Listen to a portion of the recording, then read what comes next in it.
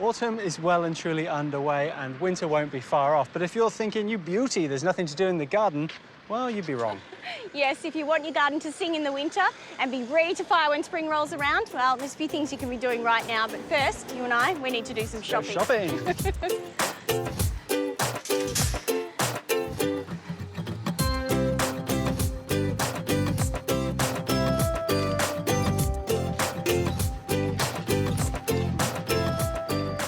Not just ideas for big gardens, I've got some great ideas for your pots too.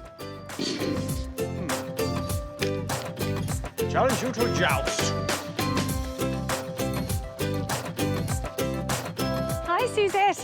Good morning. Good morning. Hi. These are looking amazing. It's fabulous, fabulous time of year. The colour is just beautiful. What sort of stuff is really selling at the moment? So our potted colour is probably our biggest seller at the moment. So we're changing from our summer to our winter. Yep. And pansies, violas, they will flower all winter right through to spring. I'm loving these cyclamen. Yeah, They're look at the amazing. colour. Yeah. The miniatures are particularly beautiful and some even have a small perfume. All right, well, we'll take it all, shall we? Hand it over. Okay, let's go.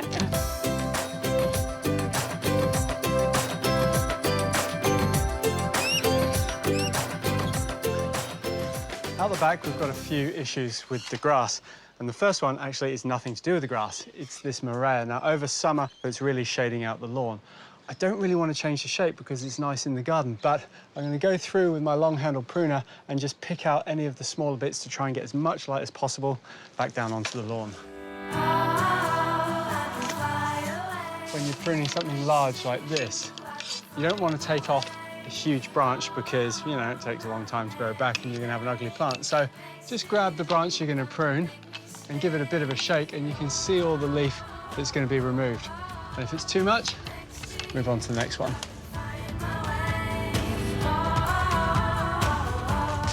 Well, Melissa, I know you said I had the bad job out the back, but now I'm going to leave it to you to fix Yeah, up, leave right? me to do the hard work, yeah.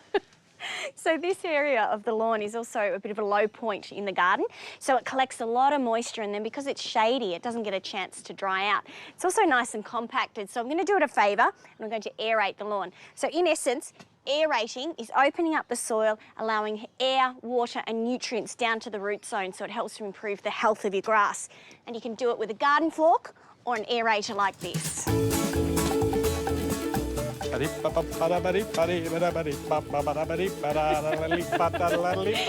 noticed I'm doing all the hard yakka and he's prancing around in his aerating shoes? There's more ways to aerate a lawn than just that. The question is, can you dance in them? I was thinking I am no. dancing. That's me dancing. There's more than one thing I can do with this. Don't. I can't get away very quickly in these. So we want to repair this area a bit, so we're putting down a thin layer of sand. And that sand will go into the aeration holes, stop them from collapsing. It's also, sand of course is free draining, it's not going to hold on to too much moisture, also helping to keep that soil surface nice and even. So the difference between what we're doing now and what you would do in spring is that now it's all about repair, so we're using just the sand. But in the springtime you could use, say, an 80-20 mix, something that's a bit more nutritious for the soil. This lawn's been through quite a lot, so just to help it recover, I'm giving it a gentle liquid feed to help revitalise the lawn. And this one's got a little bit of seaweed in there, which helps to promote strong, healthy root growth, to re-establish the lawn and reduces stress.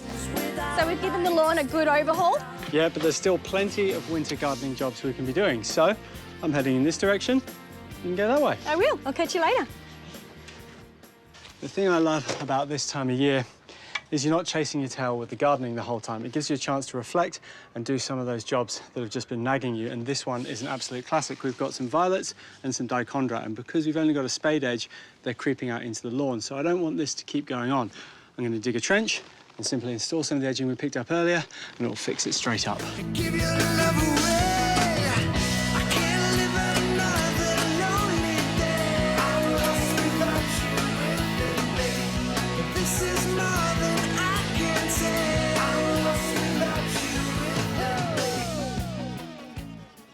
This garden bed is full of clivias and they're getting blasted by the afternoon sun, which they don't like. So I'm going to shift them to another part of the garden where they'll do really well.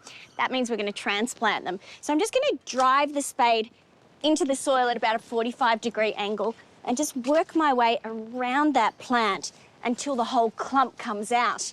Now, normally, I would tell you that you would want to keep as much of that root zone intact as you possibly could when you're transplanting. But clivias are so forgiving, and it's actually a really good time to divide them as well. So when you're transplanting them, why not get some free plants? When I'm moving plants to a new home, I like to have that area well prepared first so that I can move it in one go and not leave those roots exposed. And then make sure you keep the water up after you're transplanting.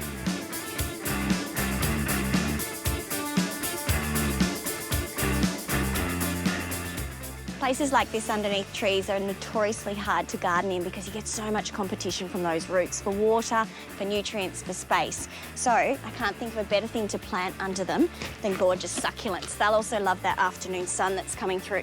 So I've got a couple of varieties here, both crassulas. So this one I'm planting now is called Bluebird, and you can see it's got gorgeous bluish coloured foliage with burgundy margins. Then I've got another one here called Max Cook, which has lovely wavy foliage. And through the cooler months, many succulents really come into their own, putting on some great new growth and displaying some beautiful foliage colours.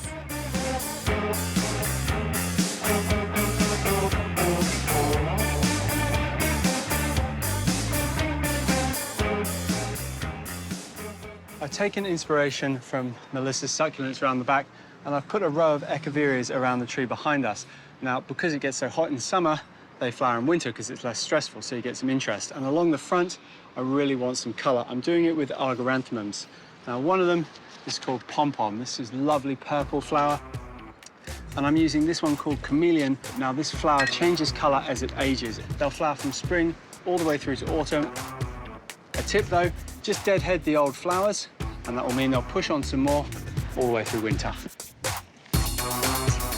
To add even more colour to our winter garter bed, I'm using these cyclamens. They'll flower all through winter, so they're going to go in the ground now. I find they do best once they finish flowering, lift them up, put them back in a pot. You can enjoy them inside for the rest of the year.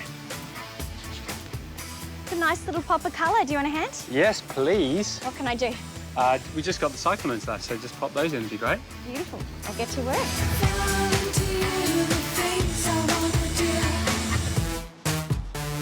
All right, I've done one. Yeah, they don't take long, do they?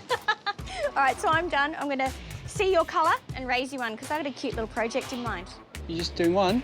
Yeah, that helps. Oh, thanks. You're welcome. Eesh, worse than Adam.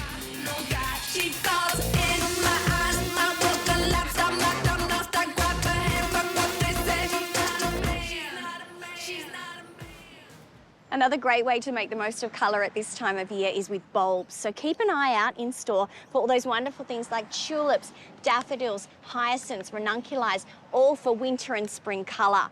Now, I like to have a little bit of fun with my bulbs and plant them in layers in containers. So a bowl like this is perfect, and I've just got a bit of potting mix already in the bottom there. So for the bottom layer, I'm going to plant some tulips.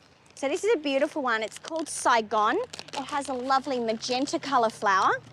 Now, with your tulips, if you live anywhere that gets a decent frost, then you don't need to worry about putting them in the fridge.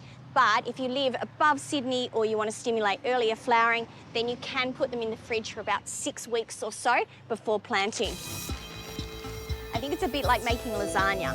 So the second layer, I'm going to use this beautiful little miniature daffodil. This one's called Tete. So it only gets to about 15 to 20 centimetres tall, and has really cute little flowers that look like they've stepped out of the pages of a fairy tale.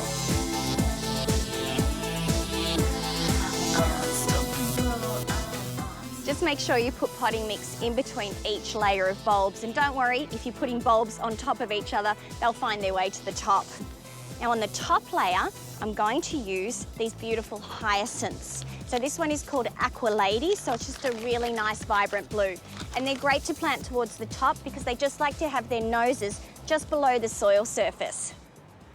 The reason that we layer bulbs is to get a succession of colour. So timing will vary in different parts of the country, but for example, your hyacinths will pop up in the midwinter sometime. They'll be followed by those beautiful tete-a-tete daffodils and then followed again in spring by those beautiful tulips. And then I like to plant the top of it out with the winter-spring annuals like pansies and violas, which flower at the same time.